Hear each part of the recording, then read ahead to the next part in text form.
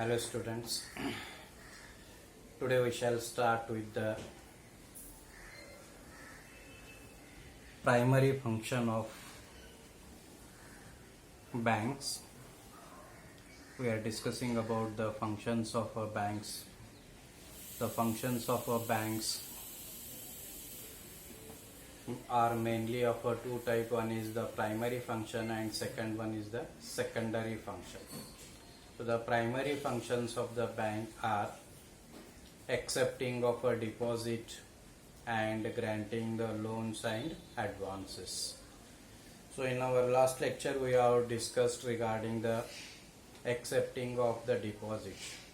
So the bank, it accepts the money from the public through the various, that is the accounts. We call it as the types of accounts. So that we have already discussed.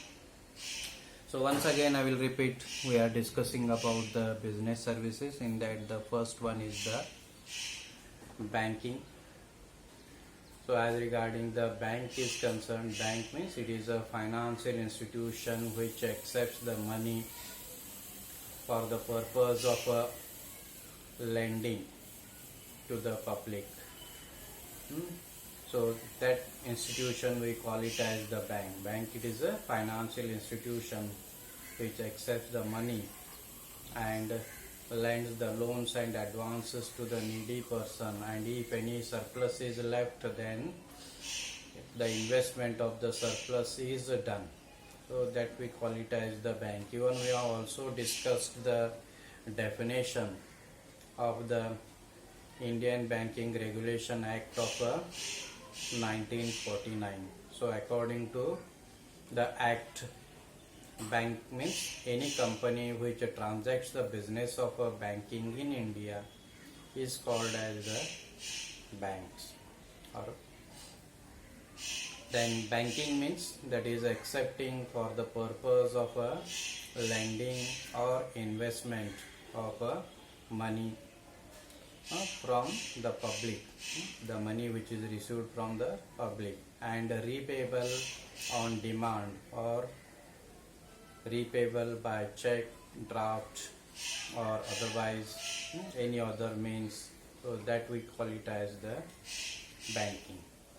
Now in the last lecture we have also discussed the primary function called as the accepting of deposits. So as regarding the deposits are concerned, the deposits are, again it is mainly classified of two type. One is the time deposit or the term deposit, and second one is the demand deposit. So time deposit includes, that is the fixed deposit and the recurring deposit, and demand deposit, it includes the saving account and current account. So these are the demand deposits. So that we have already discussed. Now we have to discuss the next part of the primary function known as the lending or granting the loans and advances. So the bank, it receives the money, it accepts the money from the public through the various accounts, and it gives the interest on it.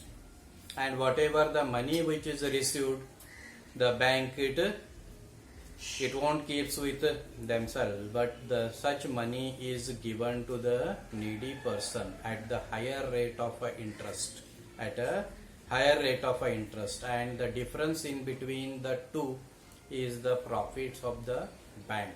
So whatever the money is accepted, on that also it gives the interest to the deposit holders, and the same money is given to the needy persons, to the businessman, to the any, that is the person for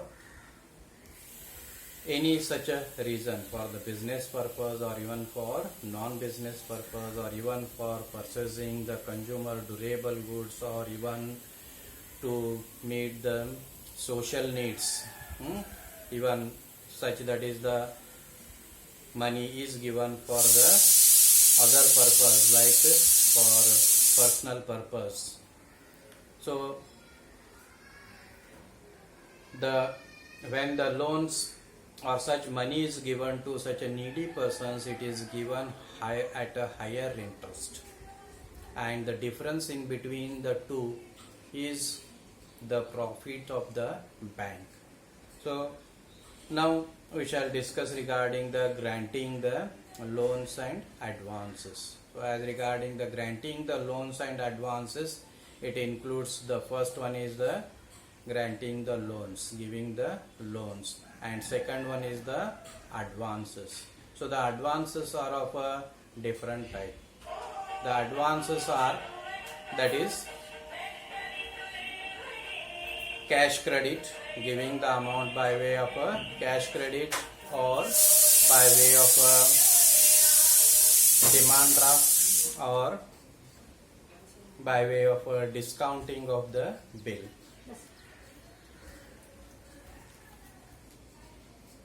So by way of a discounting of the bill. So in this way, that is the advances, the loans and the advances are given to such a needy persons.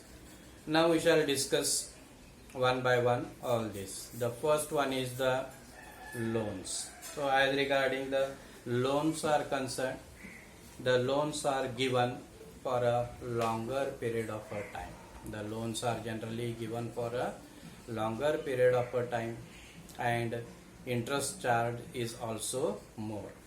Then as regarding the loans are concerned, the loans are sanctioned and the person who wants to withdraw the loan, that is to whom it is advanced, it is given, he can withdraw the whole amount at a lump sum, or even the amount can be taken in an installment, and whatever amount is taken, on that only, that is the interest is charged. So it is regarding the providing of the loans are concerned. So such, that is, the loans are given to the businessman, or even such loans are given for the various such a purpose. So it is regarding the loans are concerned. Then the loans are of a three type, that is called as the short term loan, medium term loan, and the long term loan.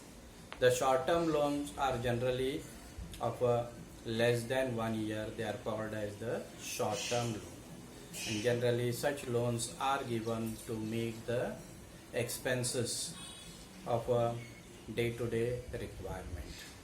Then the medium term loans are given from 1 year to 5 years.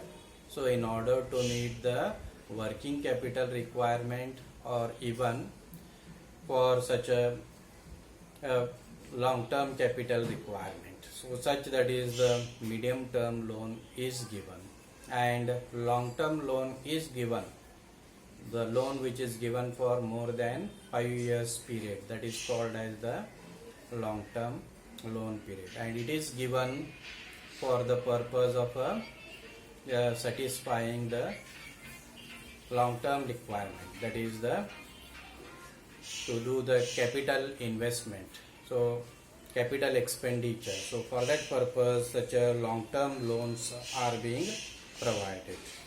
Then after that is the loans, next we have to discuss regarding the advances. So as regarding the advances are concerned, they are provided for a short term period. They are generally provided for short term period, that is less than, that is the 1 year. So as regarding such advances are concerned, they are of three type. One is called as the cash credit, second one is called as the that is the overdraft, and third one is the discounting of the bill. Now as regarding the cash credit is concerned, under the cash credit, such, that is, the advances are given to any, that is the account holder. He may be saving account or the current account holder, or even the recurring or the fixed. So for everyone such a cash credit is given. So such cash credit is given to meet the short term requirement of the businessman. Then whatever the cash credit is sanctioned, so from that, if actual amount which is withdrawn by the borrower, only on that amount, that is the interest is to be paid. So this is as regarding the cash credit is concerned. For the cash credit, a separate, that is the account is opened, and to such account such a cash credit amount is sanctioned, and it is to be repaid within a specific time period. So whatever the arrangement is made, so within that period such a amount is to be paid. So that is known as the cash credit is concerned. Generally this facility or cash credit is provided for certain more period than the overdraft facility. No doubt it is a short term loan, but it is the period is more than the overdraft facility.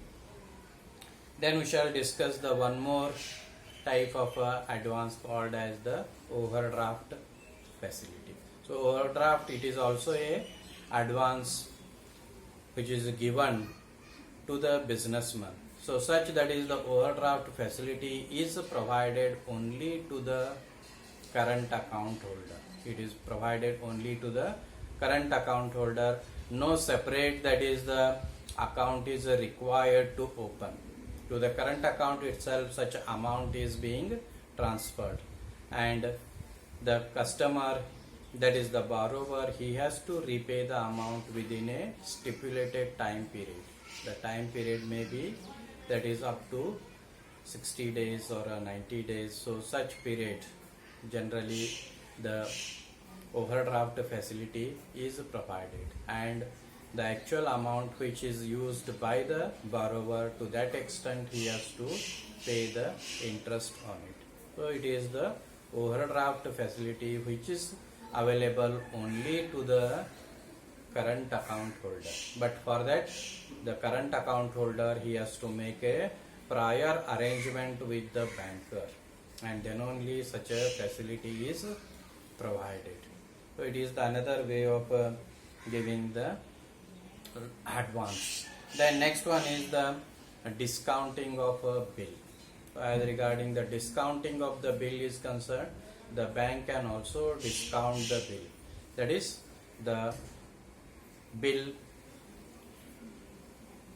which is, you know, the meaning of a bill or the bill of exchange, which we have already studied. So as regarding the transaction in between a credit transaction in between the buyer and the seller, which is recorded on a piece of paper, that piece of paper we call it as the bill or the bill of exchange. It is prepared by the drawer, that is the seller, and if the seller if he is in need of, that is the money immediately, then such, that is the bill is submitted to the bank, and after deducting a certain amount, a little amount, the remaining amount is given to the drawer. So that is called as the discounting of the bill. And on the maturity date or on the due date, the bank, it collects the money from the drawee. But on the other hand, if the bill is dishonored, then the drawer has to make the payment to the banker. So it is as regarding the discounting of the bill is concerned. So this is the another primary function. So these are all the various, that is the types of lending the loans and advances. Then thereafter, the one more function called as the investment of surplus.